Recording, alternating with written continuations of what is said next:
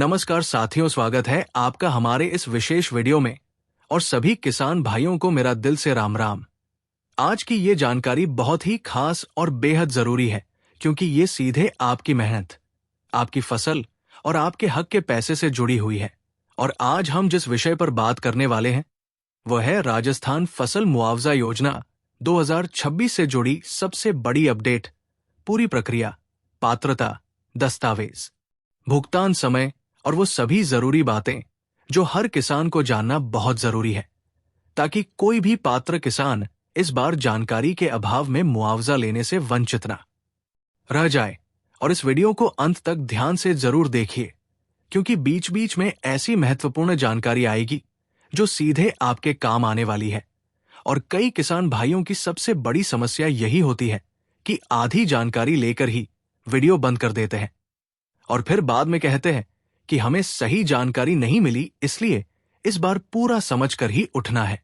साथियों, सबसे पहले आपको एक बहुत जरूरी बात बिल्कुल साफ शब्दों में समझ लेनी है कि राजस्थान में फसल मुआवजा दो मुख्य माध्यमों से दिया जाता है। पहला है प्रधानमंत्री फसल बीमा योजना और दूसरा है राज्य सरकार की तरफ से दी जाने वाली राहत, जो कि राज्य आपदा राहत निधि यानी SDRF के माध्यम से दी जाती है। और इन दोनों के नियम, प्रक्रिया और भुगतान का तरीका थोड़ा अलग होता है। इसलिए अक्सर किसान भाई यही गलती कर देते हैं कि दोनों को एक ही समझ लेते हैं, जबकि ऐसा नहीं है।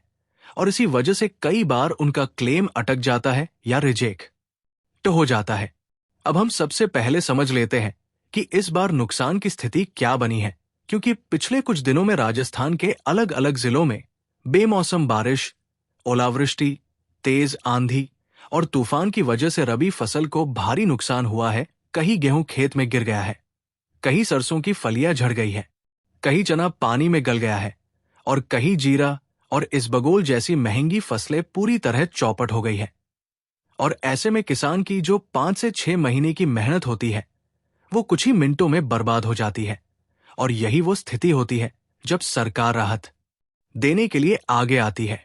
अब समझते हैं कि सरकार सबसे पहले क्या करती है। तो जैसे ही किसी क्षेत्र में प्राकृतिक आपदा से नुकसान की रिपोर्ट आती है तो जिला प्रशासन को निर्देश दिए जाते हैं कि तुरंत सर्वे कराया जाए। और इसी सर्वे को हम गिरदावरी कहते हैं। और गिरदावरी के दौरान पटवारी, गिरदावर और कृषि विभाग की टीम खेत में जाकर वास्तविक स्थिति का निरीक्षण करती है और ये देखती है कि कितने प्रतिशत नुकसान हुआ है। और यही प्रतिशत आगे चलकर आपके मुआवजे की राशि तय करता है। अब यहां सबसे महत्वपूर्ण बात आती है कि कितना नुकसान होने पर कितना पैसा मिलेगा। तो इसे बहुत ध्यान से समझ लीजिए, क्योंकि यही असली गणित है जो हर किसान को पता होना चाहिए। अगर आपकी फसल का नुकसान 20% से 33% के बीच है तो आपको सीमित सहायता मिलती है, जो लगभग 8,000 रुपए से 12,000 रुपए प्रति हेक्टेयर तक हो सकती है। अगर नुकसान 23% से 50% के बीच है तो ये राशि बढ़कर 12,000 रुपए से 18,000 रुपए तक हो सकती है।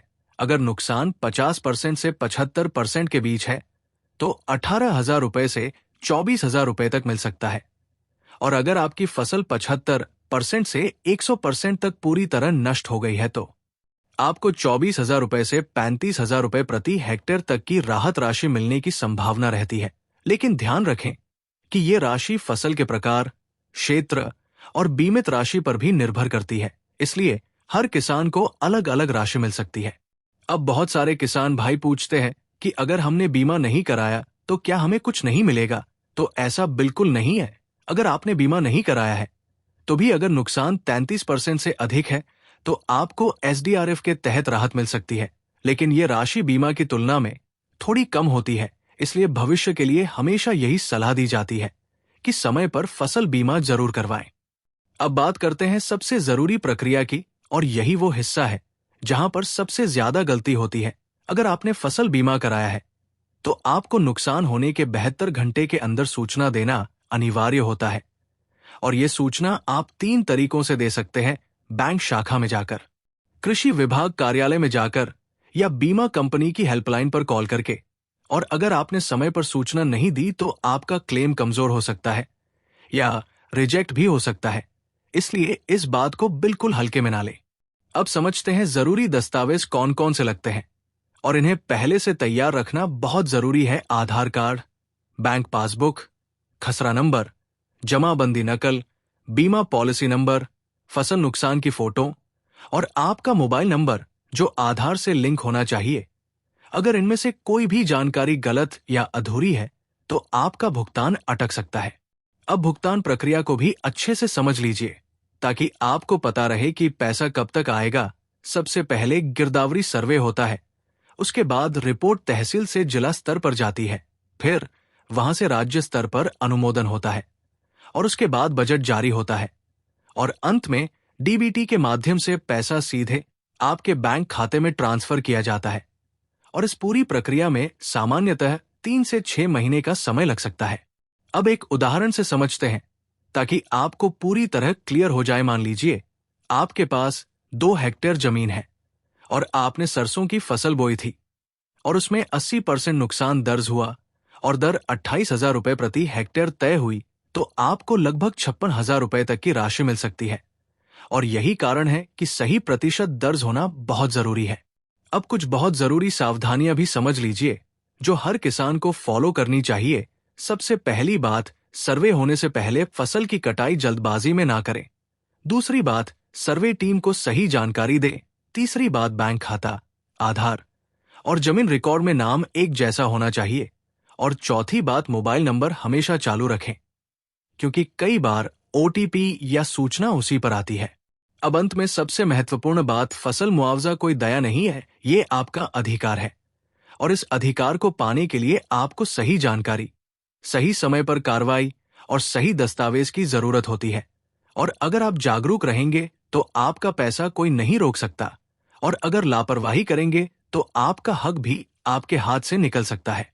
तो किसान साथियों, अगर ये जानकारी आपको उपयोगी लगी है तो इसे ज्यादा से ज्यादा शेयर करें ताकि आपके गांव का कोई भी किसान भाई इस बार जानकारी के अभाव में मुआवजा लेने से वंचित न रह जाए। और कमेंट में जरूर बताएं कि आपके क्षेत्र में गिरदावरी शुरू हुई है या नहीं। जय हिंद, जय भारत, जय किसान।